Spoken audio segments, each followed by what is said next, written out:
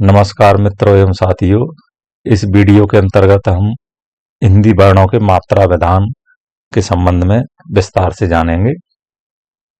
मात्रा को अंग्रेजी में वोवेल सिग्नल्स कहते हैं।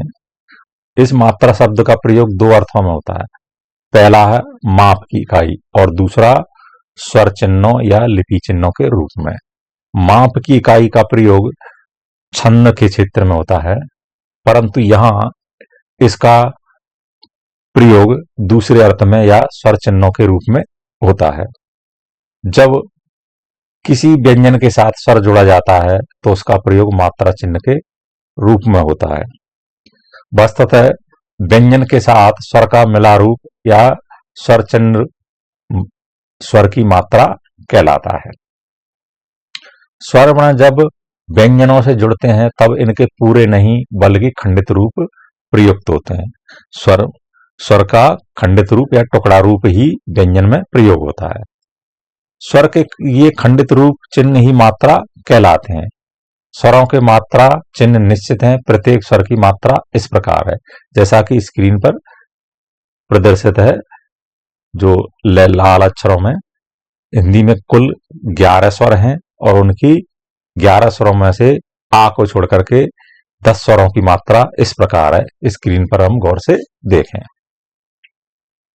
आगे देखते हैं। किसी व्यंजन को स्वर रहित रूप में उपस्थित करने के लिए उसके नीचे हल चिन्ह लगाया जाता है। यह चिन्ह उस स्थिति में लुप्त हो जाता है जब व्यंजन में किसी स्वर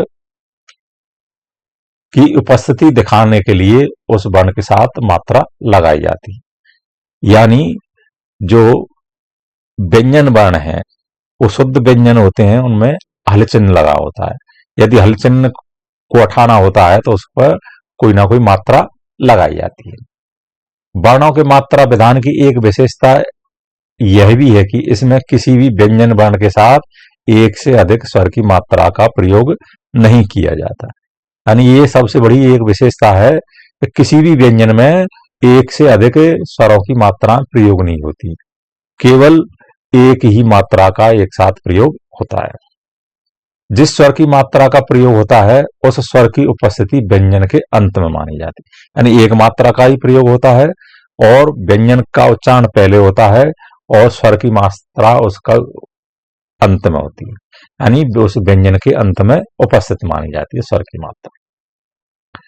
हिंदी मात्राओं के प्रयोग संबंधी कुछ विशेष नियम हैं जो हम इन बिंदुओं के माध्यम से समझ सकते हैं।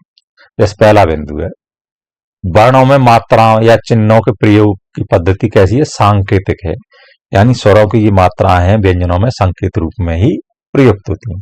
ये व्यंजन वर्णों के चारों ओर लगती हैं। ये मात्रा है व्यंजनों के चारों ओर लगती हैं और प्रत्येक स्थिति में व्यंजन के अंत में अपने से संबद्ध स्वर की उपस्थिति की सूचक होती हैं। ये चारों तरफ होती हैं और प्रत्येक व्यंजन के अंत में अपने स्वर की उपस्थिति दर्शाती हैं। व्यंजन के बाद आने पर स्वर का स्थान उसकी ये मात्रा ही लेती हैं। जैसे का व्यंजन हलंत, उसमें छोटे आ की मात्रा तो क्या हो गया? का में ई की मात्रा की, का में ऊ की मात्रा कु आदि। ऐसे ही तीसरी बात है, जब व्यंजन में किसी प्रत्यक्ष मात्रा का प्रयोग ना हो और ना हल चिन्ह का प्रयोग हो तो उस व्यंजन में आ की उपस्थिति मानी जाती है। जैसे शुद्ध व्यंजन हलंत युक्त हैं तो वहां हलंत का भी प्रयोग ना हो और ना ही कोई अन्य जो 10 मात्राएं उनका प्रयोग हो तो वहां स्वतः ही आ की उपस्थिति मानी जाती है। यानी आ की मात्रा उसमें मान ली जाती है, आ की मात्रा वर्तमान मान ली जाती है। आगे देखते हैं चौथी विशेषता, जब व्यंजन वर्ण में किसी प्रत्यक्ष मात्रा का प्रयोग ना हो पर हल चिन्ह का प्रयोग हो तो वहां केवल उस व्यंजन की उपस्थिति होती है। यानी कोई मात्रा का प्रयोग हो 10 में से तो वो मात्रा प्रदर्शित तो प्रत्यक्ष में होगी। यदि कोई मात्रा का प्रयोग ना हो और हल चिन्ह का प्रयोग ना हो तो आ स्वर यानी छोटे आ स्वर की मात्रा भी मान ली जाती है। आ को व्याकरण में ह्रस्व बोलते हैं। यदि व्यंजन में हल चिन्ह का प्रयोग हो तो वहां व्यंजन ही माना जाएगा, उसमें कोई भी मात्रा की उपस्थिति नहीं मानी जाएगी। पांचवी बात, वर्णों में आ स्वर की कोई मात्रा या चिन्ह नहीं है। जैसा कभी ये बता, जब कोई व्यंजन आ से युक्त होता है तो उसमें हल चिन्ह नहीं लगाया जाता। वही बात है, हलंत चिन्ह से रहित व्यंजन जिसमें किसी स्वर की मात्रा का प्रयोग ना हो उसको अकारांत कहते हैं। क्या कहते हैं? अकारांत, यानी आ की मात्रा, आ स्वर की मात्रा उसमें। छठवीं बात, आ यानी ह्रस्व आ की मात्रा का कोई चिन्ह नहीं, किंतु आ की सहायता से ही व्यंजन, सारे व्यंजन उच्चरित किए जाते हैं या बोले जाते हैं। आ सभी व्यंजनों में मिला रहता है। तो कहने का मतलब, यदि अन्य कोई मात्राएं नहीं लगेंगी और उसको हल चिन्ह युक्त नहीं लिखेंगे तो इसका मतलब है उनमें सभी में आ चिन्ह लगा होता है। और जब हम इनका उच्चारण करते हैं, कहीं लिखते हैं इनको, तो हलंत चिन्ह हटा करके ऐसे ही लिखते हैं, इससे वहां आ की मात्रा उपस्थिति मानी जाती है, यानी आ के मेल से ही व्यंजनों का उच्चारण होता है। आ रहित व्यंजन हलंत लगाकर लिखे जाते हैं। जैसे का हलंत, इसमें आ की मात्रा का, खा हलंत, इसमें आ की मात्रा खा आदि। सातवीं बात, यानी जो व्यंजन है उनके ऊपर नीचे आगे पीछे चारों तरफ से मात्राएं लगाई जाती हैं। तो किस वर्ण की, यानी किस स्वर वर्ण की मात्रा व्यंजन में किस साइड लगती है, ये हम सातवें बिंदु में देखते हैं। जैसे बड़ा आ, बड़ी ई, दोनों ओ की मात्रा व्यंजन के आगे या बाद में लगाई जाती है। बड़ा आ, बड़ी ई, छोटा ओ, बड़ा ओ, यानी चारों चारों स्वरों की मात्राएं व्यंजन के आगे या बाद में लगाई जाती हैं।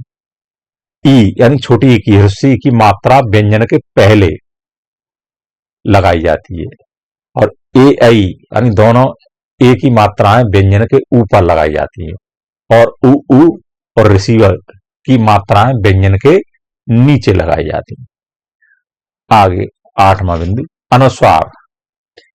अनुस्वार स्वर के ऊपर लगाया जाता है और विसर्ग स्वर के पीछे आता है। अनुस्वार का मतलब अनुमानित पीछे, यानी स्वर, यानी स्वर के पीछे आने वाली। तो यानी ये इनका उच्चारण स्वर के बाद होता है। अनुस्वार और विसर्ग का उच्चारण स्वर के बाद होता है, पहले व्यंजन फिर स्वर और फिर ये अनुस्वार और विसर्ग। परंतु यहां दिखाने के लिए संकेत के चिन्ह के रूप में स्वर, स्वर के बाद अनुस्वार की जो डॉट है, बिंदु है, ऊपर लगाया जाता है और विसर्ग के जो दो डॉट है वो पीछे यानी आगे लगाए जाते हैं।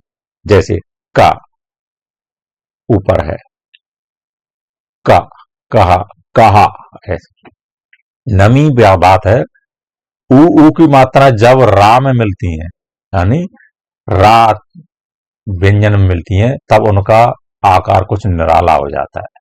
जैसे रा में छोटी ऊ की मात्रा, ह्रस्व ऊ की मात्रा मिलती है, तो बीच में से नीचे नीचे की तरफ जो घुंडी सी है वो घुमा दी जाती है। अगर बड़े ऊ की मात्रा लगती है तो घुंडी लगाकर वो थोड़ी सीधी रखी जाती है। रा के साथ ऋषि की मात्रा का संयोग व्यंजन के समान होता है, जैसे रा और ऋषि, री, इस तरह से। 10वीं बात, री, ऋषि वाले री की मात्रा को छोड़कर और आ यानी अनुस्वार और विसर्ग को लेकर व्यंजनों में सभी स्वरों, यानी सभी स्वरों यानी 12 के मिलाप को 12 खड़ी यानी द्वादशचरी कहते हैं। कहने का मतलब है, ऋषि वाले रा को छोड़ करके जो 10 स्वर हैं, वो 10 स्वर और एक अनुस्वार और एक विसर्ग, यानी 10 और 2, अनुस्वार और विसर्ग 2, इनको मिलाकर के ये होते हैं 12 चिन्ह। इन 12 चिन्हों के मिलाप को, यानी 12 चिन्हों के, स्वरों के 12 चिन्हों या मात्राओं के मेल से व्यंजनों में को प्रदर्शित करते हैं, तब ये इनके 12 खड़ी रूप बनते हैं। यानी व्यंजनों में स्वरों के जो 12 चिन्ह हैं, इनको मिलाने पर 12 खड़ी बनती हैं, इसलिए इनको क्या कहते हैं? द्वादश अक्षरी कहते हैं। द्वादश अक्षरी संस्कृत का शब्द है और 12 खड़ी इसका अपभ्रंश रूप है। जैसे का की 12 खड़ी है, का, की, की, कु, कु, के, कई, को, कऊ, कं, कह। इसी प्रकार सभी व्यंजन वर्णों में स्वर मात्रा को प्रयोग करने पर अन्य 12 कड़ी बनाई जाती हैं। इन्हीं 12 कड़ियों को हिंदी में अक्षर कहते हैं। इन्हीं अक्षरों का प्रयोग शब्दों में किया जाता है। तो मित्रों, यहां तक हमने पढ़ी हिंदी मात्राओं की जानकारी। व्यंजनों में हिंदी मात्राएं किस प्रकार लगाई जाती हैं और इनका कितना महत्व है।